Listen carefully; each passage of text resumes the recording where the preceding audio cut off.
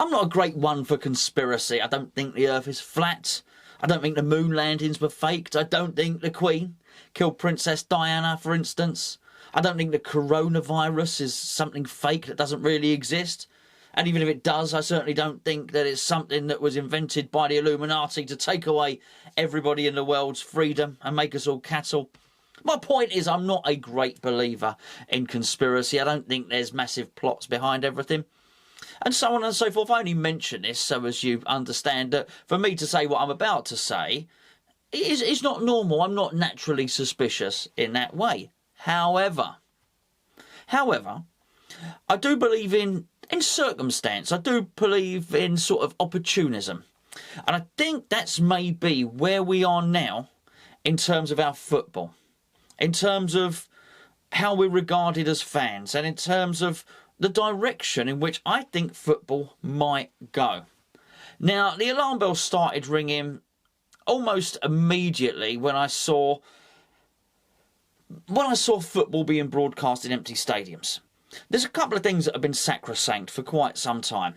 Thou shalt not have 3 p.m. kickoffs that are televised. Why? Because there was always the illusion that if they kicked off at 3 p.m, then fans wouldn't go to the stadium, and it would somehow it would impact football. They needed fans to go to the stadium. That was very, very important. They didn't want to stop that.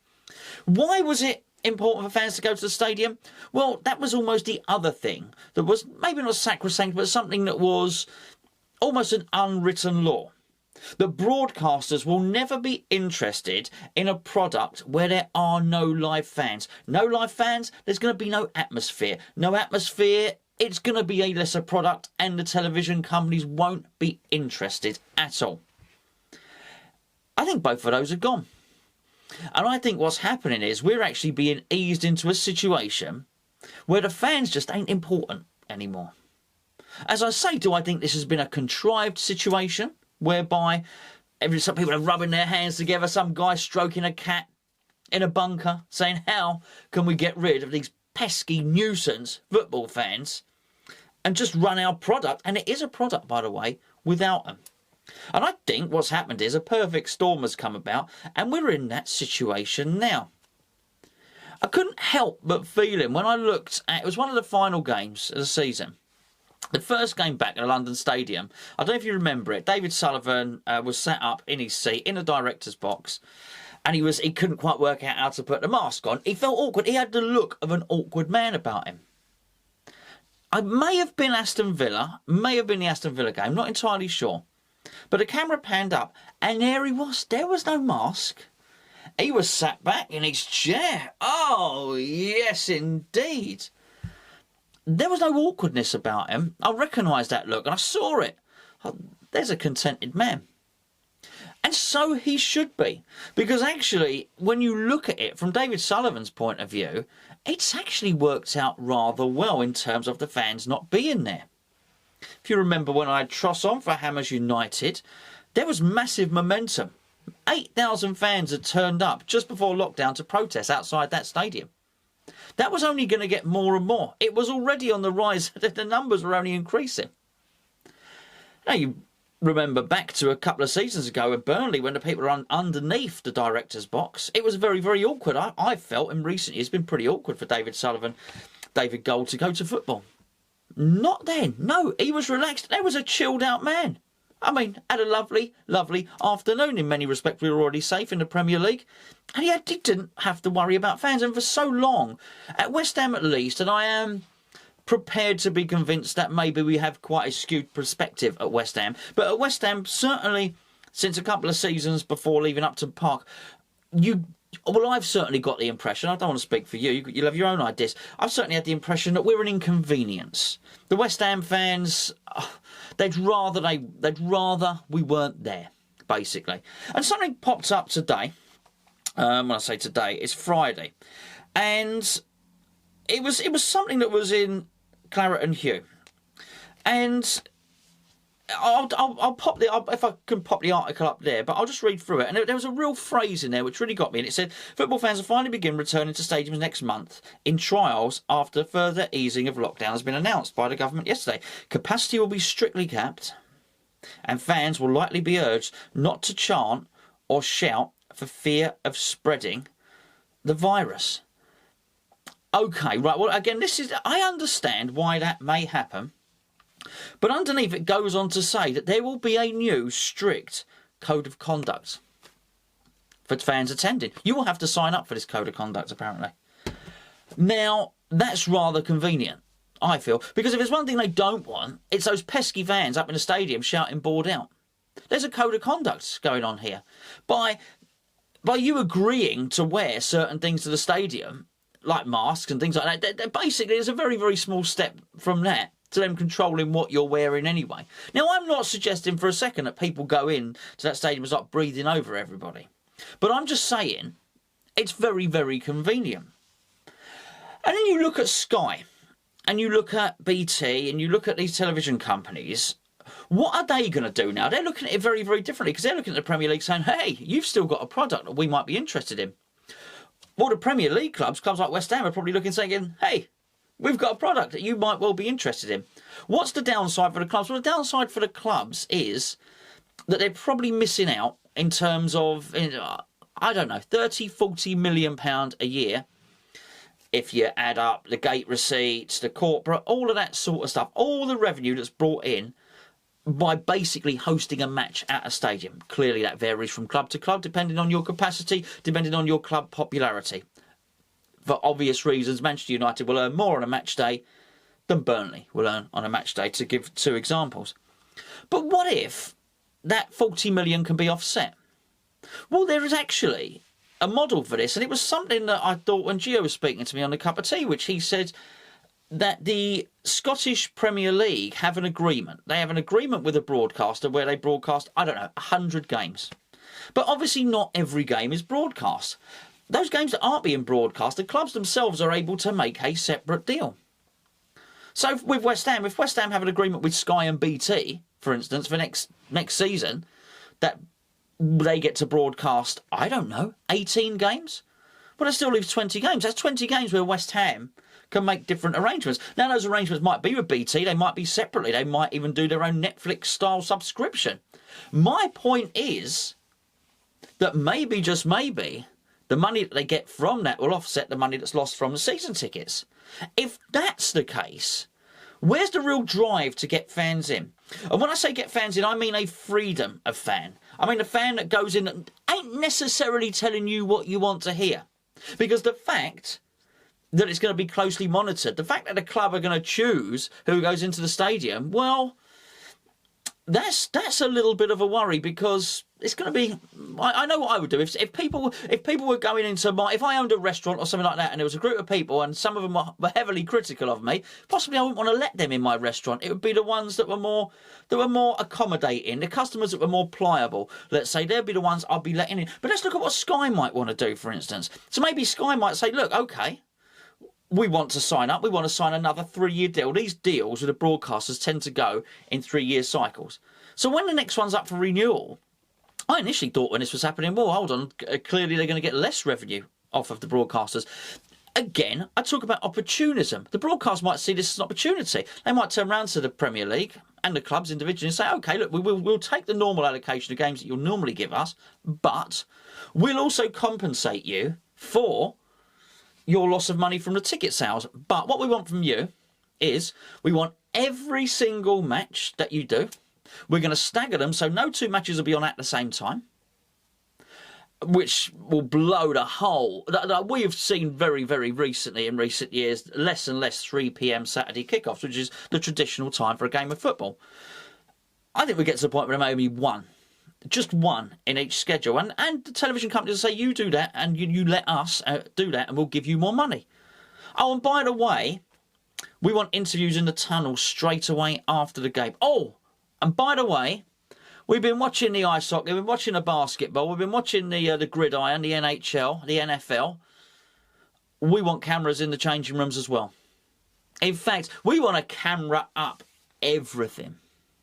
And for that, not only will we offset what you were previously getting, we'll give you another 10, 20, 30 million per season. Now, just look at that now. And this is not beyond the realms of possibility. Far from it. This is what's happening. There is a model for this in Scotland. I think it's fair to say, without upsetting anybody, that the Premier League is more popular globally than Scottish football. A lot more people watch it, both nationally and internationally. So what's to stop that happening? Well, I think nothing. Either the broadcasters that are currently involved, be it Amazon, be it Sky, be it BT, take up more games, or the clubs sell off their individual games. Well, that's much better. If you're West Ham, you would much rather be getting £400 a season for a West Ham virtual season ticket holder, for instance, or something like that, £300. You'd much rather that than the hassle of someone coming into your stadium. I say your stadium, not even our stadium. But that puts West Ham in an advantageous position as well. Because actually our rent is very, very low on that stadium. You look at it now and you look at the fact that they're trying to trickle fans into the stadium. Maybe the reasons for moving are not quite as good as they were when it was first suggested that we might do so. For Tottenham, it's horrendous. They've borrowed £1 billion to build their stadium, and at the moment they can't get a single person in there. So they are saddled with a massive amount of debt, which West Ham just aren't. And they don't have to worry about all these fans groups and protests outside the stadium and this, that and the other. It becomes a simple financial decision. Now, don't get me wrong, the clubs are never going to turn around and say this. You're going to still hear the same platitudes that were constantly trotted out. We need the fans. They don't. They actually don't need the fans anymore. We need the fans for atmosphere. Oh, you don't. There was one of the games towards the end I forgot. It wasn't panning up to the stadium, so I wasn't really thinking about it. The action was going. I don't think they could do it. I'll hold my hands up. I didn't think they could pull it off. Missus. I thought that it was going to be obvious, but I guess with everything, the more the technical guy who was doing all the levels on the sound and monitoring, the more that guy or lady got to do the volume levels and the cutting in and out and the editing. The more they did it, the better they got at it. And it was one of the games where I actually thought they got it. Oohs, the ahs, ooh, and all the rest of it. The chants, they did it quite well. And there was certainly a 20-minute period in the game where I forgot. I forgot that there were no crowds in the stadium. So they can do it. So the other thing, we need the fans for the broadcasting money. No, you don't, not anymore. The broadcasters have seen it. If I've seen it, if you've seen it, the broadcasters are looking and thinking, actually, it's a product. People will still watch it. We all watched it. Don't get me wrong. I would expect that there will be a number of people that in the comments on this video say, I didn't watch it. I wouldn't bother. I can't be bothered. Football without a crowd. I understand. But I think there are enough people globally willing to watch Premier League football that actually it doesn't matter. And what you've got to remember is there'll be a lot of people watching this video now who don't go to games. You might be over the other side. You might be in Canada. You might be in Australia. Wherever. You might be in Thailand. Anywhere. Who don't go to the games. Or actually, they're possibly thinking what they saw was, by and large, towards the end, was okay. Were those fans who have been invested in West Ham for all their lives, probably buy stuff from the club shop, probably put their money in, when, I don't know, Jared Bowen was swinging the corner over and Souček was nodding at him, were they there thinking, no, it's not quite the same? I'm not so sure. And if we know it, the television companies know it. And the owners certainly do know it also. And I just wonder where we're going with this. I don't think anybody is ever stupid enough, and when I say nobody, football, ever stupid enough to come out and say, we don't need you anymore. People aren't that stupid. We are in the age of PR. We're in the age of spin. We are in the age of political correctness. Well, political correctness is about saying the right thing. I'm pretty sure football said we'll do everything we can to get fans back to football. But I do find it very, very convenient, particularly in terms of West Ham, where they can really try and only let the people in they need to get. Basically, you behave yourself. You sign up to the new code of conduct. Don't shout, by the way. Don't sing. What's the point? What's the point? You will have fans in stadiums that are asked to remain quiet so as they cannot project their voice and then project the virus here, there or everywhere.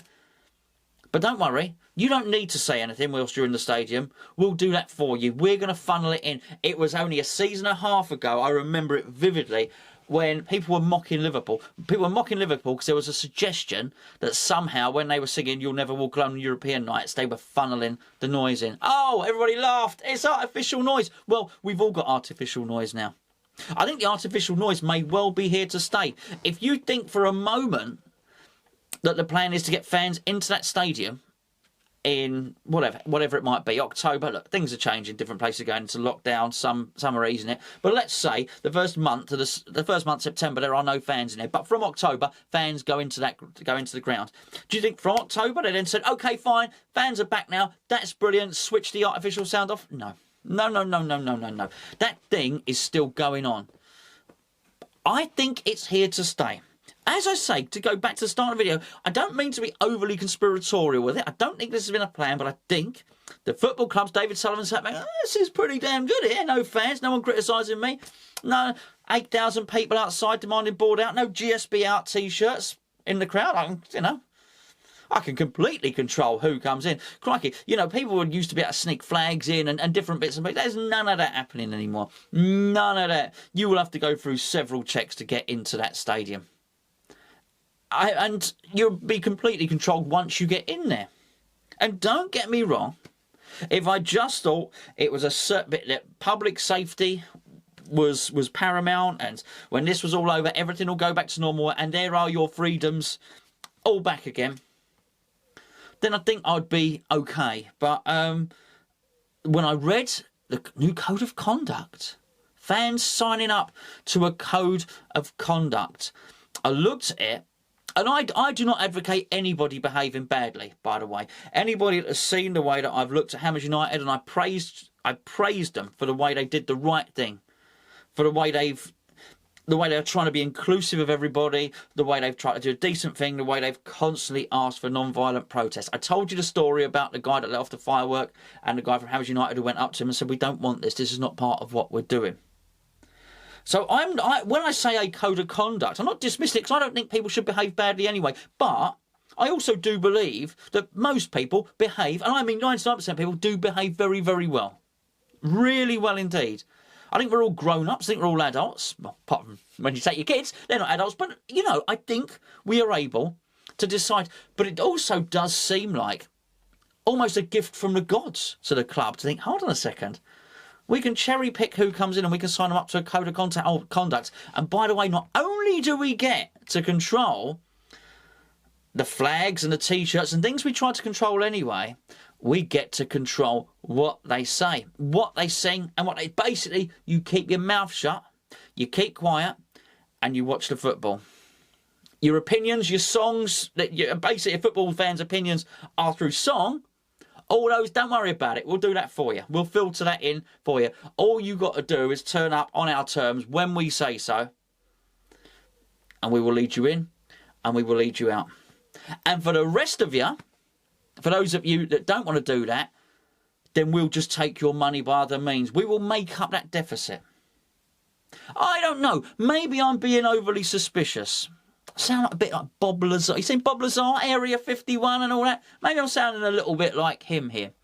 But I can't help thinking that it's very, very convenient. And it is convenient. And I don't trust football. And you've got to bear in mind the corruption in football. Sepp Blatter in FIFA, look at what happened. Sepp Blatter was a massive, massive crook, right? I mean, he was under investigation by the FBI and everybody. He got booted out. His successor, who was meant to clean up the game, is now under investigation. I actually spoke about, I made a joke earlier, a flippant comment. I said, I don't feel there's anybody in a bunker stroking a cat. Basically, I was alluding to a Bond villain. FIFA actually do operate in a bunker dug into the mountain in Switzerland. So, I mean, all I'm saying is do not think that football is above corruption. Please do not.